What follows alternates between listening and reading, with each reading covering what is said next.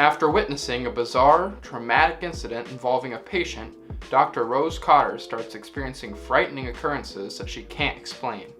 Rose must confront her troubling past in order to survive and escape her horrifying new reality.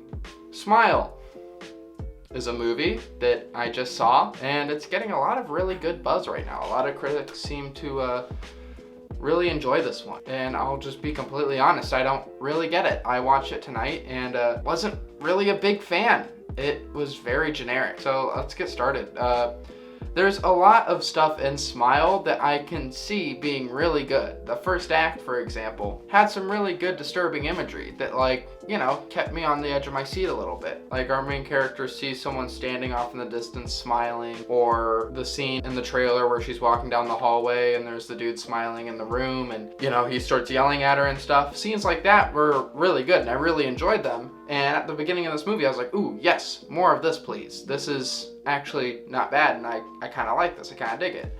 It's setting up a nice, good disturbing atmosphere that is unsettling and scary. But then in the second and third act, it just kind of spirals down, and like, instead of having those smart, just disturbing set pieces that it's just kind of unsettling and the tone and everything is really creepy and there's a lot of tension, it just turns into a bunch of jump scares, which I am not a fan of. I think jump scares are cheap, and yeah, they're a good way to get a jolt out of your audience, but that's not the same as really being scared.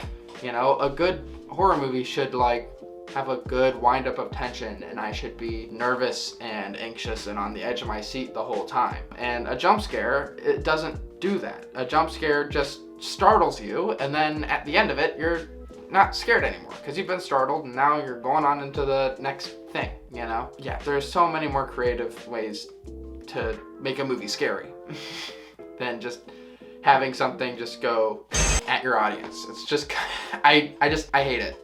I really hate it. And don't get me wrong, there are good uses of jump scares, you know, like there's a good way to build up tension, to build up to a jump or a jolt. But I like jump scares when, like, you know, they're unexpected.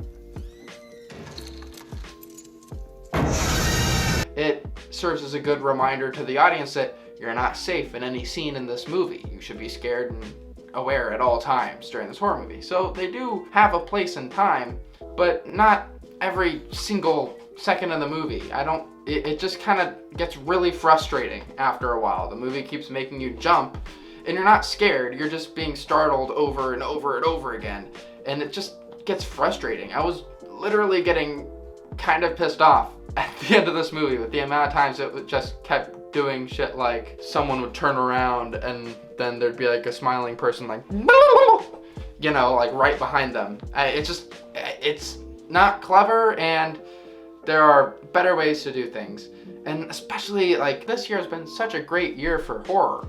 You know, we had movies like Pearl and Barbarian that don't focus on jump scares. Movies like Barbarian and Pearl focus on building a creepy environment and focusing on stuff like tone and disturbing imagery and not just startling your audience every half second. This is like made pretty abundantly clear in the trailer. One of this movie's main themes is mental illness, and there have been really good horror movies, you know, that have interesting conversations about mental illness. There's a tasteful way to do it, and there's not a tasteful way to do it.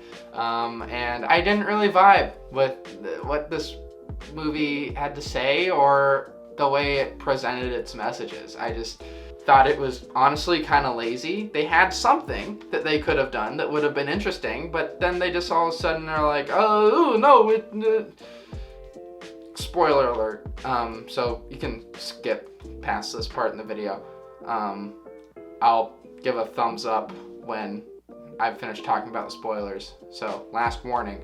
But, you know, there's just like, you know, she's talking about what is this thing that's following her around this whole time, and I thought it would be really cool if they don't show what it is, you know, if they just have it be people smiling and it's this unknown entity that keeps possessing people. But then at the end of the movie, they're like, fuck it, it's a monster, you know, that possesses people, and we're gonna show you what the monster looks like. And then it takes away all this other stuff that goes on that I was thinking about in my brain that I think was a lot more terrifying than whatever this monster was. I thought it looked kind of goofy. So, yeah. spoilers done. For those of you who skipped, the important message to take away is sometimes it's more scary not to show things than to show things. You know, when you leave something up to your audience's imagination, it's going to be a lot more terrifying to your audience. You know, less is more, especially when it comes to horror. Smile was honestly really disappointing. I didn't find myself invested, like, at all. If you're into the type of horror movie that just wants to make you jump, go see that. There are glimpses of a good movie in this film. There are glimpses. The first act was very promising, and then it just kind of spiraled down into becoming a generic studio horror movie. So, yeah, I'm not really gonna give Smile a huge recommendation. Didn't really impress me, and I don't really get the hype around it. So, thanks for watching, and I hope to see you around.